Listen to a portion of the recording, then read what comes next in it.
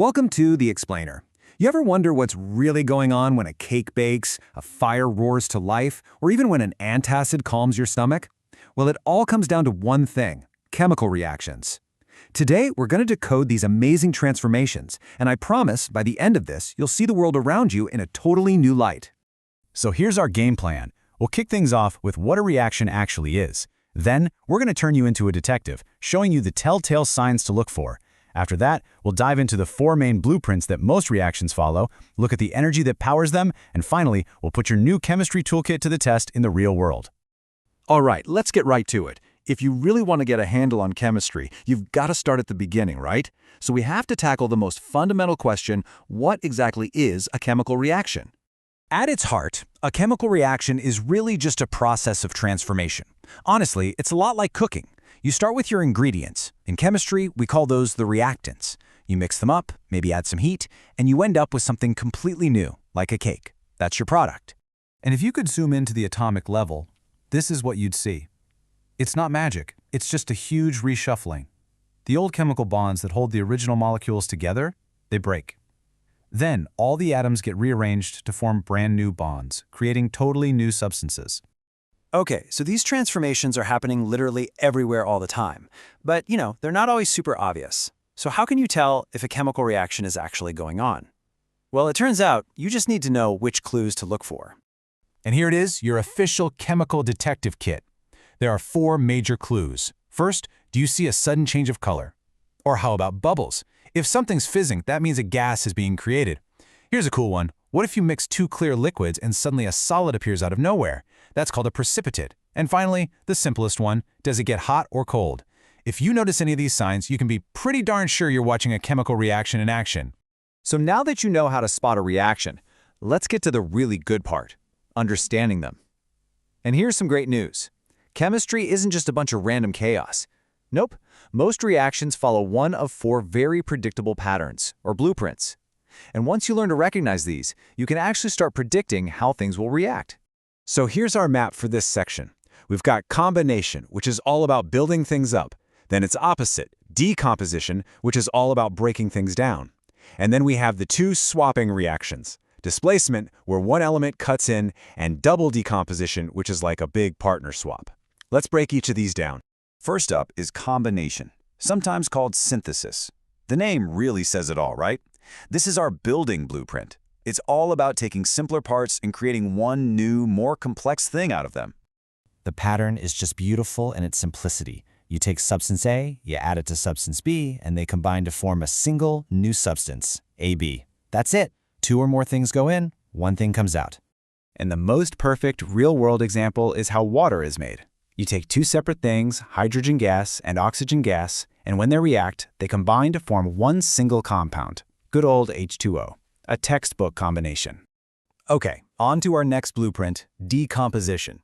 And this one is the total opposite of what we just saw. Instead of building something up, this pattern is all about breaking a more complex thing down. So naturally, the formula just flips around. We start with one complex thing, AB, and it breaks apart into 2 or more simpler things, A and B. Just one reactant on the left, but multiple products on the right. A fantastic example is what happens when you heat up limestone, which is just calcium carbonate. It starts as one compound, but with enough heat, it decomposes. It breaks down into 2 simpler compounds, calcium oxide and carbon dioxide gas. All right, our third blueprint is a little more dramatic. I want you to think of a displacement reaction as someone cutting in on the chemical dance floor. It's all about substitution. And here's where it gets really interesting, because there's a rule. It all comes down to reactivity. A more reactive element will always win and kick out a less reactive one. So in this pattern, element A comes along, and if it's more reactive than B, it just displaces B, forms a new partnership with C, and leaves poor B all on its own. So we've seen one element cut in. But what if 2 different compounds show up to the dance and they both decide to switch partners? Well, that's our final blueprint: double decomposition. You might also hear it called double displacement. This pattern is like a perfectly choreographed partner swap. You have 2 compounds, let's say A, B, and C, D. They meet and they just exchange their other halves. The positive part of the first compound pairs up with the negative part of the second one, and vice versa. So our original pairs rearranged to form two totally new compounds, AD and CB. Okay, deep breath. We've covered what reactions are, how to spot them, and the four main ways they happen. But there's one more critical piece to this puzzle, the energy story that every reaction tells. Because every reaction either releases energy or it absorbs it. And it really comes down to a super simple question. Does the reaction get hot or cold? If it releases heat energy, like a campfire, it's called an exothermic reaction. Just think exo for exit, because heat is exiting the reaction. If it absorbs heat from its surroundings, making everything feel colder, it's endothermic. Think endo for into, because heat is going into the reaction. Now, chemists have a nice little shorthand to show this in an equation. They use that triangle symbol, the Greek letter delta, to represent heat. So if you see a plus delta on the right side with the products, that means heat is also a product. It's being released. That's exothermic. But if you see a minus delta on the product side, that means heat had to be absorbed from the surroundings to make it happen. That's endothermic. So, we did it. We defined reactions, we learned how to spot them, we classified their four main types, and we figured out their energy flow. You've just built an incredibly powerful toolkit for decoding the chemical world. Now, let's put it to use. Let's put this new toolkit to the test with something you probably have in your medicine cabinet. When you take an antacid, it reacts with your stomach acid to make you feel better. So think about it. You have two different compounds, an acid and a base, and they react to form two totally new ones, a salt and water.